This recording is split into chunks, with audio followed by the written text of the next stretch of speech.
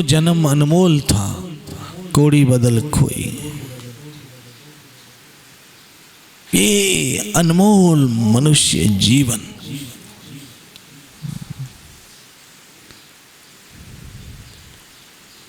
लोग सपना देखते हैं अमेरिका जाए, क्योंकि उनकी बुद्धि वहां तक है। लोग सोचते हैं स्विट्जरलैंड जाए, उनकी बुद्धि वहां तक है। लोग सोचते हैं लंदन जाए, वहां से बड़ी डिग्री करके आए, भारत में बहुत पैसे कमाएंगे, उनकी बुद्धि वहां तक है। लेकिन जब गुरु मिलते हैं तब हमारी बुद्धि वहां तक पहुंचती है जहां तक किसी की बुद्धि नहीं पहुंचती, और हम सोचते हैं कि हम कृष्ण तक जाएं। ना अमेरिका, ना लंदन, ना जर्मन, ना जापान। हम सोचते हैं हम वहां जाए जहां के लिए स्वयं श्री कृष्ण कहते हैं, न तद्भास्य सूर्यो न शशांको न पावकः यत् गत्वा न निर्वर्तन्ते तद्धाम परमम्। हम वहां तक सोचने लगते हैं कि कृष्ण तक पहुंचना है हमें। हमारी मंजिल बिल्कुल सबसे अलग हो जाती है, डेस्टिनेशन सबसे अलग हो जाता है।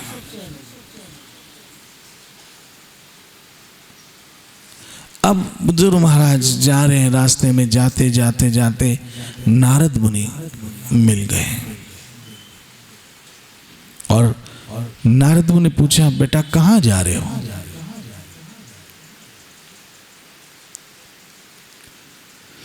कहा, भगवान को प्राप्त करने के लिए जा रहा हूं। कहाँ मिलेंगे भगवान? कहा, मेरी माँ ने कहा है जंगल में मिलेंगे।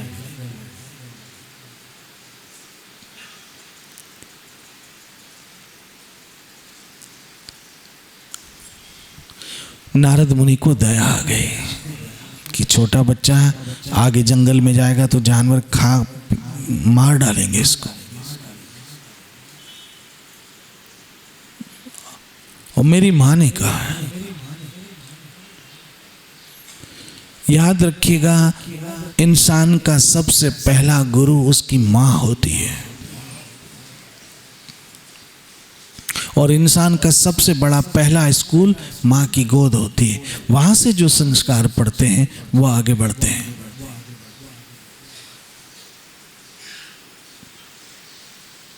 बच्चे में संस्कार माँ की ओर से आते हैं, इसलिए इंसान का पहला गुरु उसकी माँ है।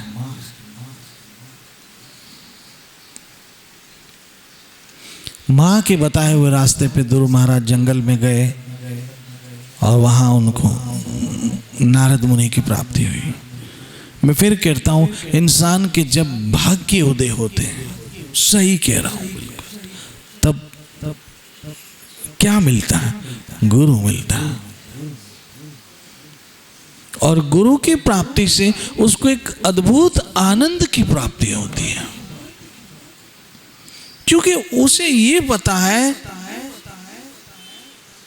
कि ये दुखों के संसार से जब मैं छूट जाऊंगा तब मैं अपने घर जाऊंगा। बस थोड़े ही दिन है यहां पे,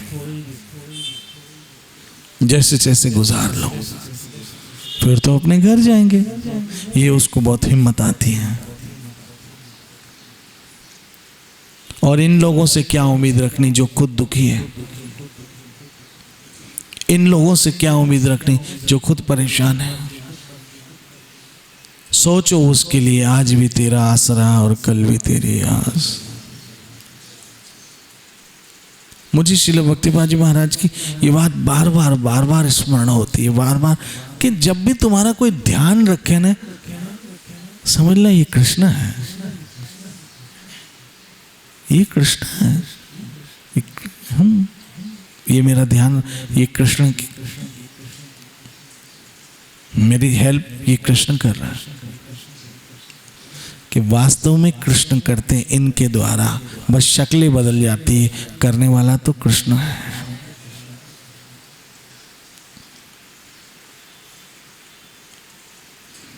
करने वाला कृष्ण है।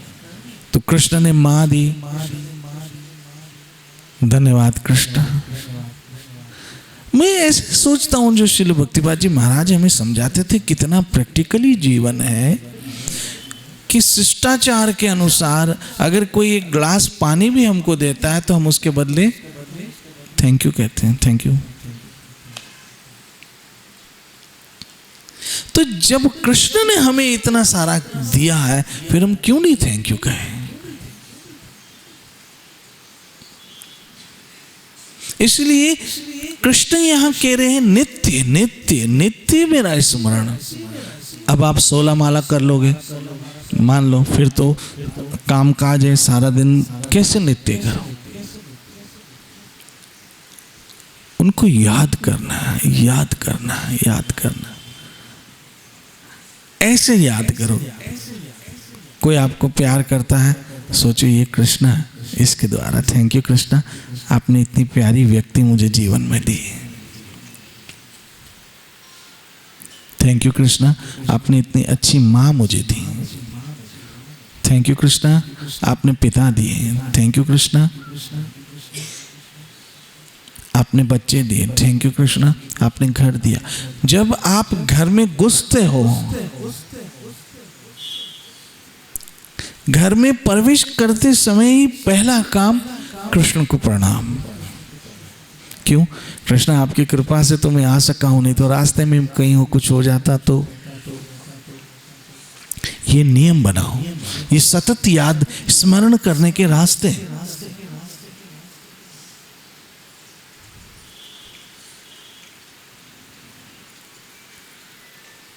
ट्रेन में चढ़ते हो, ट्रेन से उतरते हो, फ्लाइट में बैठते हो, फ्लाइट से उतरते हो, गाड़ी में चढ़ते हो, गाड़ी, हमेशा कृष्ण का स्मरण, हमेशा कृष्ण का स्मरण। कृष्णाय वासुदेवाय देवकी नंदाय च नंद गोप कुमाराय गोविंदाय नमः। हे गोविंद, मैं आपको प्रणाम करता। हमेशा ये आदत बना लो। खाने से पहले कृष्ण को प्रणाम किया, भोजन लेने के बाद प्रणाम किया। वैष्णव लोग तो भोजन लेने के पश्चात जब भोजन ले लेते तब बाकायदा माथा टेक के प्रणाम करते हैं, कृष्ण आपकी बड़ी मेहरबानी। प्रत्येक वस्तु, प्रत्येक सारा दिन आपका ऐसे ही कृष्ण का स्मरण में जाना चाहिए।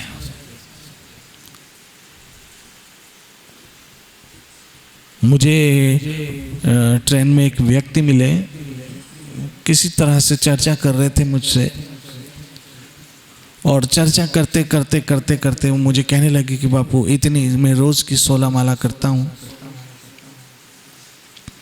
4 माला ऐसे करता हूँ, 2 माला ऐसे करता हूँ, कुछ माला ऐसे करता हूँ, और जब मेरी 16 माला पूरी हो जाती तब मैं सोचता हूँ हाँ अब मैं फ्री हो गया, अब जो भी टाइम बचा है वो मेरा टाइम है, अब उसमें मैं कुछ भी करूँ।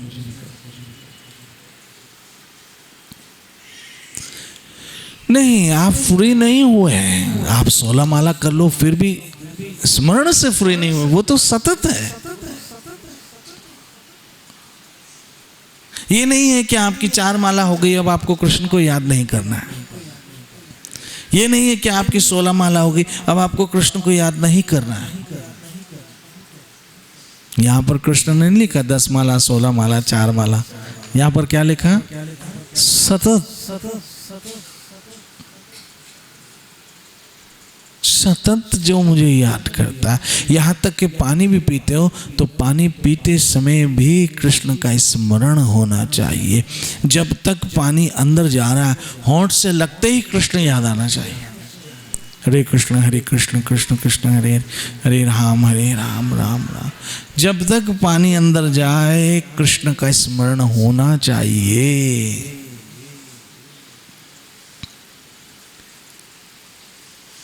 जब घर से आप निकलो तो कृष्ण को प्रणाम करके निकलो। जब घर में आप प्रवेश करो पहला काम कृष्ण को प्रणाम करो, पहला काम। फिर बाद में सबसे बात करो। ये सतत स्मरण है, सतत स्मरण है, सतत स्मरण है। कोई भी सुंदर वस्तु, कोई भी वैभवशाली वस्तु, वाह कृष्ण आपने क्या, आपने कितना सुंदर बनाया, आपका स्मरण में कृष्ण आना चाहिए। वस्तु सुंदर है तो उसमें वस्तु की खूबी नहीं है, खूबी उसके बनाने वाले की है। वस्तु वैभवशाली है तो उसमें वस्तु की खूबी नहीं है, बनाने वाले की। कोई व्यक्ति बहुत आकर्षित है तो उसमें व्यक्ति की खूबी नहीं है, उसके बनाने वाले की है। आज अगर लता मंगेशकर की आवाज़ लोग कहते बहुत अच्छी है, तो वो कोई जापान से कोई नहीं लाई थी इंस्ट्रूमेंट और गले में लगाया, या जर्मनी में कोई विशेष ऑपरेशन करा के आई हो। ये कृष्ण ने दिया, भगवान ने दिया। ऐसे हम प्रत्येक वस्तु से कृष्ण का अनुभव कर सकते हैं, प्रत्येक वस्तु से कृष्ण का अनुभव कर सकते हैं। कृष्ण, ये जो दुख मिला है ना गोविंद, वो बहुत कम है, ये तो आपकी मेहरबानी है, नहीं तो मेरे कर्म तो पता नहीं कितने बेकार हैं। ऐसे कृष्ण का शुक्राना होना चाहिए। धन्यवाद कृष्ण का बहुत।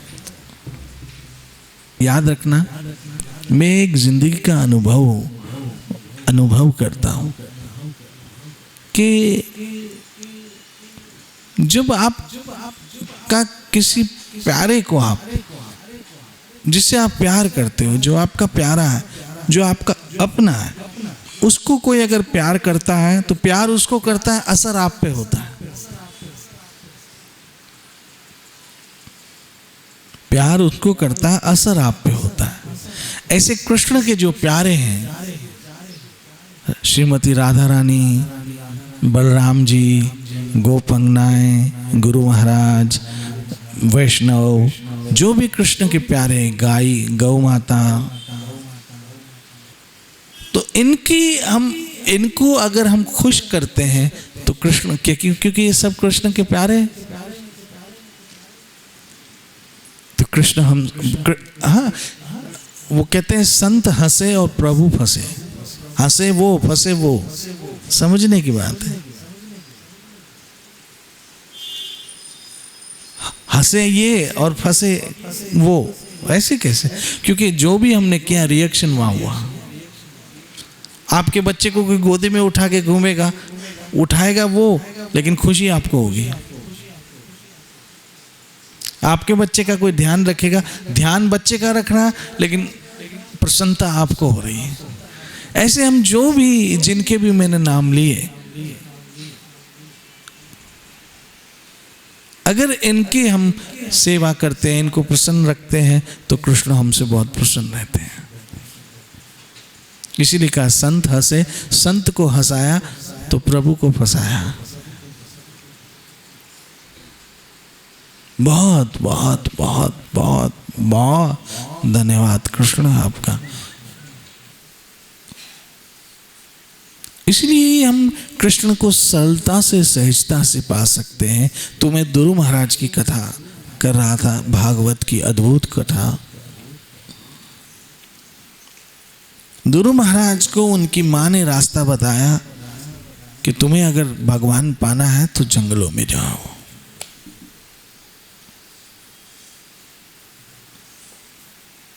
जंगलों में चले जाओ।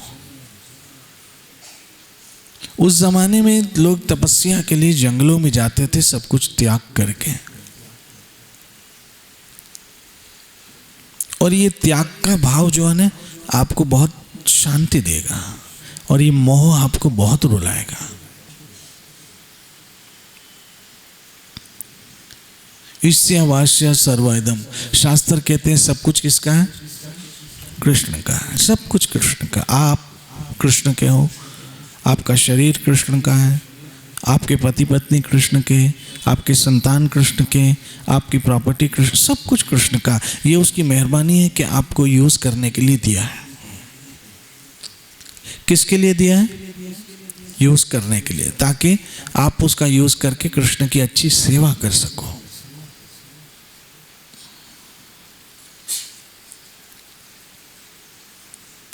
अब ध्रुव महाराज जंगलों में गए, नारद मुनि मिल गए। और जैसे मैंने कहा, जब इंसान पे विशेष कृपा भगवान की होती है, तब उसको सतगुरु, प्रमाणिक गुरु मिलता है। यहाँ भारत में कई गुरु के नाम पर घूम रहे हैं बाबा लोग, जो मात्र अपने इर्द गिर्द ही घुमाते हैं जीव को और खुद को ही भगवान डिक्लेयर करते हैं। मैं भगवान हूँ, मैं भगवान का अवतार हूँ, मैं ईश्वर का रूप हूँ, मुझे ये सिद्धि प्राप्त हो गई है, मुझे ये सिद्धि प्राप्त हो गई है, मुझे ये साक्षात्कार हो गया है। इस किस्म की बातें और जीवों को भ्रमित करके जो वास्तविक मार्ग है उससे हटा देते हैं। सही गुरु जो है, प्रमाणिक गुरु जो है, सतगुरु जो है, जीव को भजन से जोड़ता है, कृष्ण से जोड़ता है। आनंद भयो मेरी माई सतगुरु में पाया। जो सही गुरु है वो हमें आनंद प्रदान करता है, आत्मा का आनंद, आध्यात्मिक आनंद। अब नारद मुनि को दया आ गई और गुरु होते ही करुणा स्वरूप है, गुरु करुणा अवतार है। सब जीवों पे दया करते हैं। दया तत्व गुरु का प्रधान तत्व है। दया जो है गुरु का प्रधान तत्व है। गुरु कभी क्रूर नहीं होंगे, गुरु सदैव दयालु। दया करना गुरु का स्वभाव है।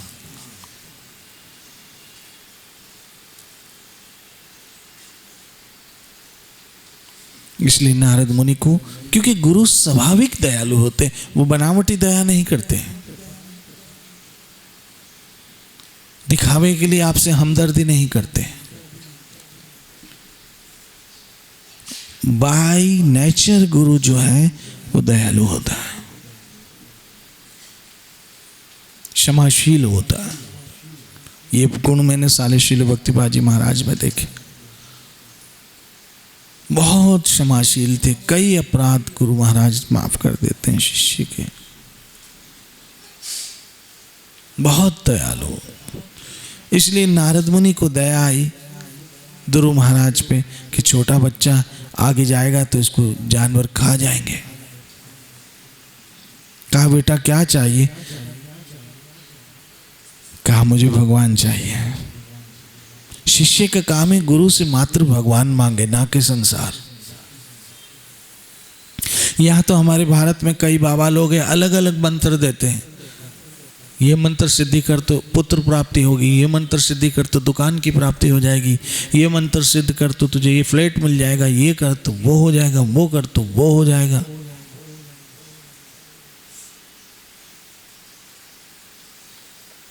इच्छापूर्ण बाबा जी, आपकी इच्छाएं पूर्ण करने वाले बाबा। ऐसे बाबा आपको बहुत मिलेंगे और ऐसी माताएं भी बहुत मिलेगी आपको।